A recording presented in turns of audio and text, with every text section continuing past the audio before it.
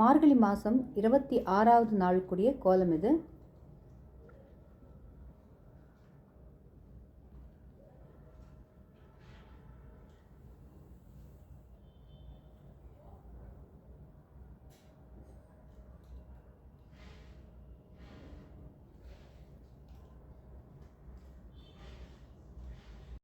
இன்னைக்கு மார்கழி 26.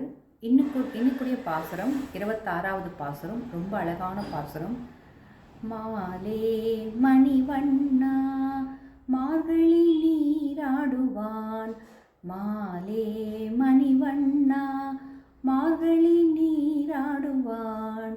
அப்படி கூட பாசுரம். அதாவது ஆண்டாள் நாச்சியார் கண்ணனை ரொம்ப அழகாக சொல்கிறாங்க. அதாவது கண்ணன் என்றவர் ரொம்ப பற்றுள்ளவர். அதாவது யார் அவரோட பக்தி வைக்கிறாங்களோ அவங்கக்கிட்ட அப்படியே சரணாகதியாக அவர் வந்துடுவார். இப்போ நம்ம கடவுள்கிட்ட சரணாகதியாக போடுறத யார் பக்தி வைக்கிறாங்களோ அவர்கிட்ட சரணாகதியாக வரக்கூடியவர் தான் கண்ணர்.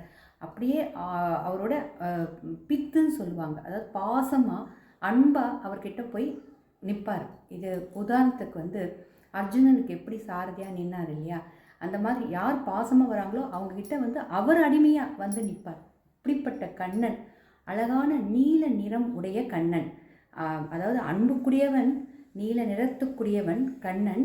உன்கிட்ட சிலது நீ கொடுத்தேன்னா நாங்கள் கேட்குறோம் அப்படின்னு சொல்லிட்டு கேட்குறாங்க. என்னென்ன கேட்குறாங்கன்னா, அவர் வச்சிருக்கிற வெள்ளை கலரில் சங்கு. அதாவது வெள்ளை கலர் சங்குன்னா அது சாதாரண சங்கு இல்லை, ஒரு அசுரனை கொன்று வென்ற சங்கு.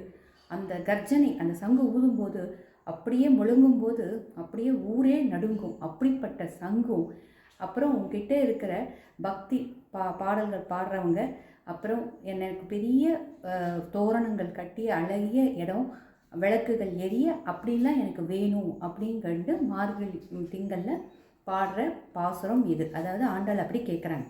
எதுக்கு ஆண்டாள் இதெல்லாம் கேட்குறாங்கன்றது நம்மளுக்கு நாளைக்குரிய பாசுரத்துக்கு கருத்து இன்னைக்கு கேட்டுடுறாங்க.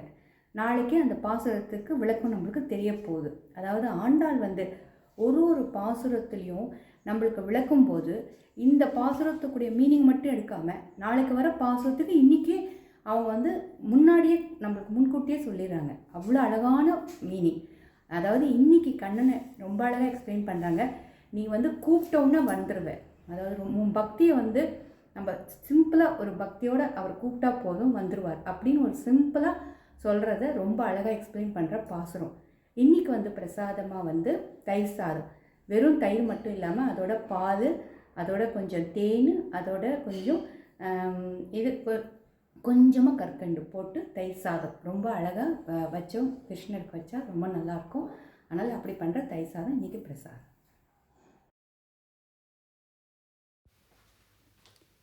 இன்றைக்கி பிரசாதம் தயிர் சாதம்.